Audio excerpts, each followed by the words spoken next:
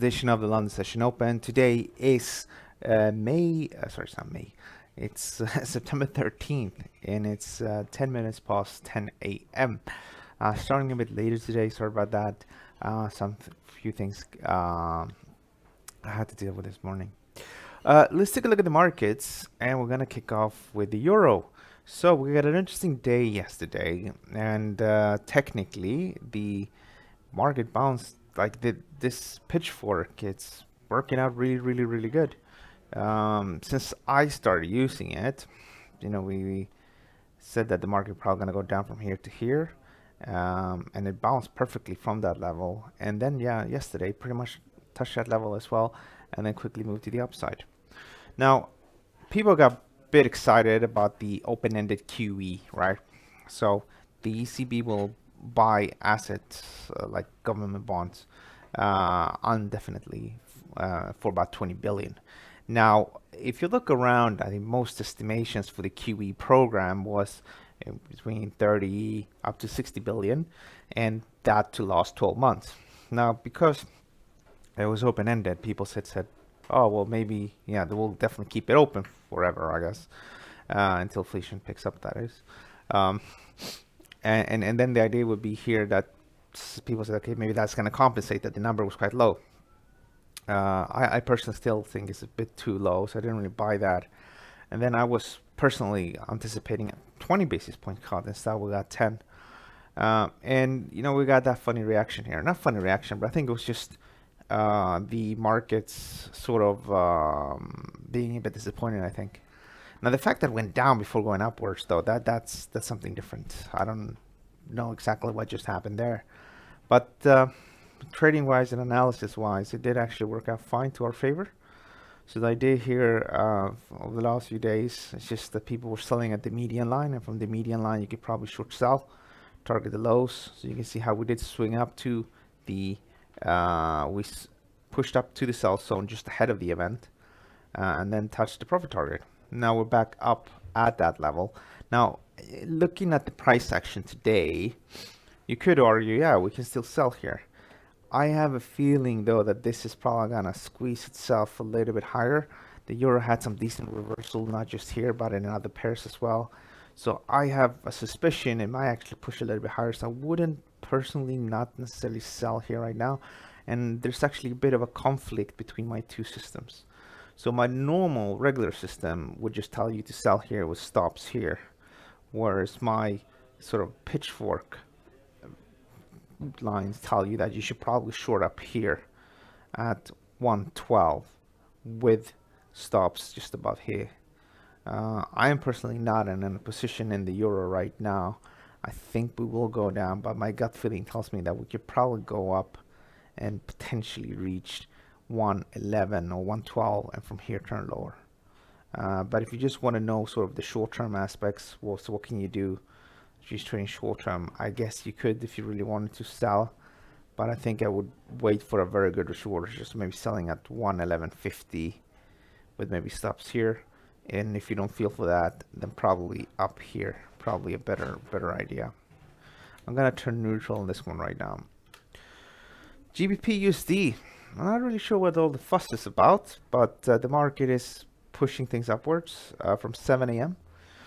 I definitely think, as I said before, probably general election, and then we'll see what happens. Speaking with people the way it looks right now, it looks actually like the opposition would not lose, at least the people I've been speaking with. And as well, if you look at different polls, you can see that the Tories have a lead over Labour, but the problem is that things doesn't really matter too much because it's not so much about Labour and Tories anymore. It's more about Lib Dems and in particular the Brexit Party. But the way the market is behaving right now, again, no deal Brexit has been averted, so you're having that bullish bias. Now, I always, when I look at the markets, I think it's important to buy at the right spot, and here wasn't the right spot to buy. I still insist that we probably need a bit of a pullback. We can, of course, adjust this a little bit today. If it's put fibs on this, actually, we're just going to leave it the way it is. Now it's going up. And if you look at from a big picture perspective, you know, we're starting to reach this low here from December 12th, these levels here and these levels here, and then you got that high here. This is the important level, which is 127.86. That's sort of the last major high. I still think this market is going to try to roll over here. But there's no need to rush into short selling right now. I think if anything, this market will probably do something like this, which is just that it's gonna go maybe up, down, and maybe like that. You can say, man, maybe we should be buying here then, with stops just below it. You could do if you want to do that as well, but I still think it's better to wait for that move. So you have more of an aggressive pullback, and then up, and then down. Sorry for being a bit confusing today. Sometimes what I try to do is, well, I have been doing for a long time, I just show one scenario. But today I decided to show you what I think is going to happen beyond as well.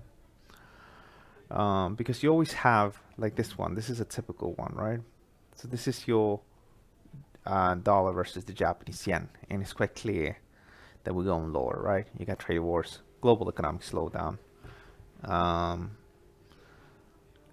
But in the short term, you have that uptrend, and here, again, much like the GBP versus the USD, I think we could go down in the longer run. But in the short term, what I've done here is I have increased that buy area, and I think we could probably go down like that, and probably go up, and then we'll see what happens. But most likely like that, and then like that. So that's why I have that line there. But what I want to do is, you know, we're tracking these lows, and then trend finding level is here now.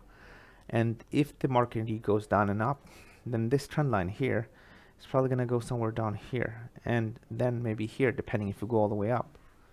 Because what people try to do is that they try to combine trends.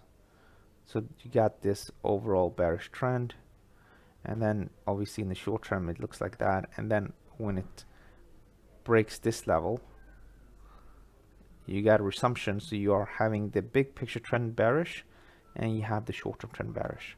And then because the bigger picture trend is bearish, the idea is that you enter here just for the sake of it. This is 100 pip, but the whole move from here to here is maybe 300 pip. So you would have potentially 200 pip profit, and obviously if the market continues, it might get you another 100, 150.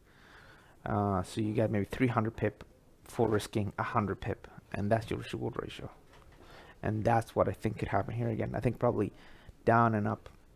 Because what you're dealing with here as well, you got the US stock market. So US stock markets are at very, very elevated level. And the way this looks like, I think it's going to go up, and it's going to trigger all these stop loss orders. And then we'll see what happens.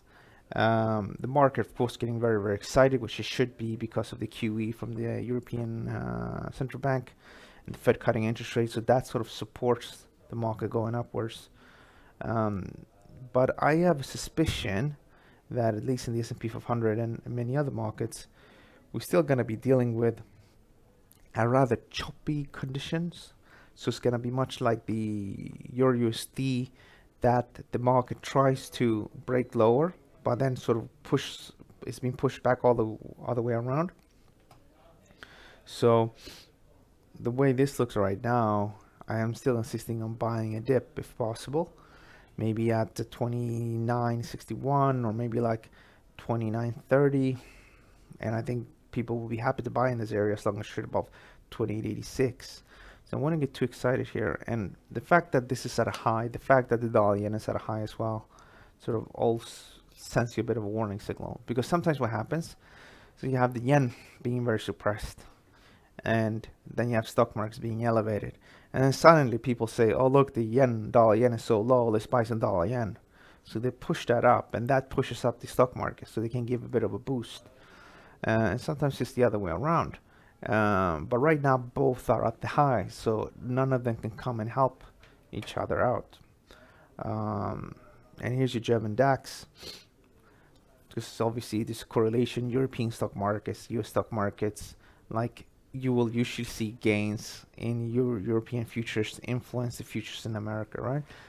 And then it goes around like that. And here the DAX is at the same levels we looked at over the last 2 days. And we talked about buying here on that breakout on the inverse head and shoulders, and this is the profit taking area. So again, I think it's time to be sort of assume that we're going to go down. We had 1, 2, 3, 4, 5, 6, 7. This is going to be the 8th day with not a bearish close if we will close like this. So I think we still need that little pullback. As for West Texas crude oil, fortunately it caught me out on the analysis part. The market just slid below support.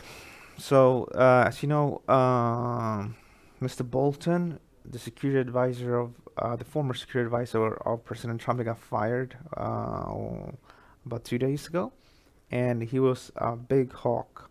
Pompeo, of course, is also a big hawk, but Bolton was a hawk, and apparently, according to rumors and things like that, he was not very happy that President Trump was ready to meet with the Iranians.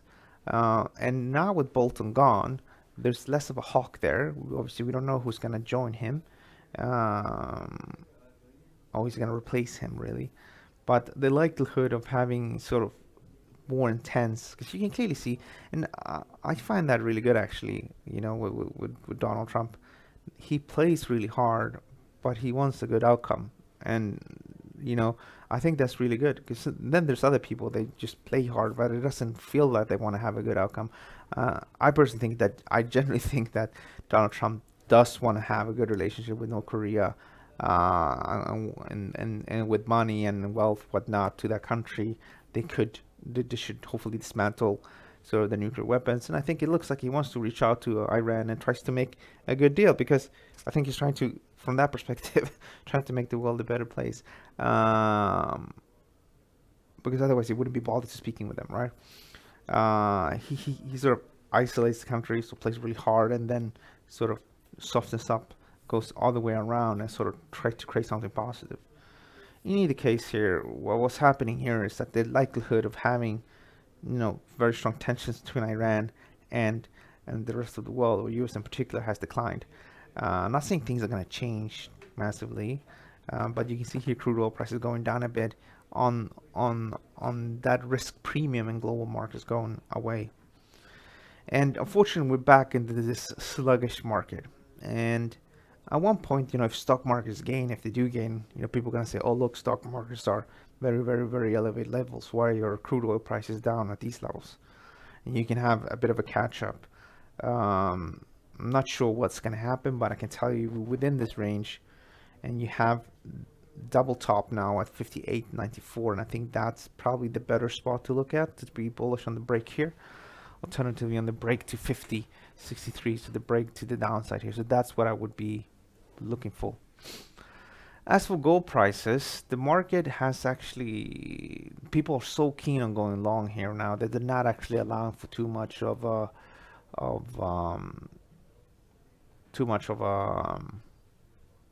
correction. The market bottomed out here and it's going slightly upwards. It might continue to go upwards. I'm not really sure exactly. I still think it's better to buy. Personally, I think 14.50, but I think around here at 14.70, people are going to start to consider. If that doesn't work out, you know, this starts to look a bit like, it's definitely like a sideways pattern. And I think relatively soon we can hopefully do something like that. And then you look for that break to the upside. So that's another $70 per contract, which is looking rather interesting. In the long run, we have 1,600 as profit targets, which we discussed, and we have even higher targets here, 1,700, and then you have just the actual high. So what's going on here then? Well, central banks doing QE, economy slowing, people are therefore buying gold. Simple as that. Okay, let's see if you guys have any questions. Good morning, Dwight. Haven't seen you for a while. Thanks so much for joining us this morning. Question about the New Zealand dollar versus the. Would I recommending shorting this pair? We have Marvin as well. Good morning to you, sir. And we have Sabaru talking about Aussie dollar. Sorry if I didn't pronounce your name correctly there. I'm very bad with names. Let me see here. So NZD/USD. So this is my outlook for it. I'm not very interested to short sell. I'm not short myself, but this is your daily chart. You get this. You have this big triangle, and the market triggered that triangle on August 7th, and the triangle still has an unmet target at 61.17, and then you have resistance at 65.02. So I'm bearish here since quite some time from 64.33, and I'm looking for this to head lower, because as long as trade below is high, this we're gonna be outside of the triangle, and that will be a bearish situation. As for the Aussie dollar, this is your Aussie dollar, and the Aussie dollar in the short term remains bullish. You can see how it's short and bullish above 68.02, and it's sort of slowly still going up. It's done a 50% correction of the decline from here to here, which is this 50% level, but I do think we can go up to 63, 69.30, 69.50, and then from those levels, I think the market will turn bearish again. You do have, you know, a little trend line like that, and we still have a bit more to go before reaching these levels. So New Zealand dollar, I'm bearish. I'm not shorting it myself though. Right now, I'm still starting to I'm still coming to terms with the whole situation with the very, very sluggish markets. And I am interested to sell the Aussie dollar really, but from higher levels, maybe up here. And if you look at this with the New Zealand dollar, if this is gonna go up with you know, 1.5%, then this as well can go up with 1.5%, which will literally put you up here at that stop level. So I'm a bit reluctant really to be. I'm actually not short. I haven't put my money here. I wouldn't put my money on this one right now. Okay, I think that answers the questions. I think we're gonna wrap things up, guys. I want to thank you so much for watching. As well, don't forget to check out all the different articles. I started to publish more articles as well. If you want to keep track of what I'm up to, save this link. It goes to my author page, and that allows you sort of to keep track of what I'm writing. As well, if you're part of forums, especially trading forums, or somehow sort of any web page, if you have a blog or anything like that, it would actually be really, really cool if you could link to this page or link to investingcube.com. That would be really supportive and help the site. So if you like the stuff, don't forget to share it, and if you can as well, if you have a blog or things like that, don't forget to share it, because what happens is that places like Google, they see, okay, the website is getting links from all these different places, and that shows that, okay, this website is actually important for people. And because it shows that it's important for people, what happens is that the Google starts to show your results higher up on Google when people search for that, and that's really, really important, because that sends more people to the site, so we can grow the community, and that's obviously really important, because we don't want to build a community and a site that people don't use. Okay, guys, have a great week, great weekend, and I'll see you guys on Monday as usual here at investingcube.com. Thanks so much, and bye bye. See you.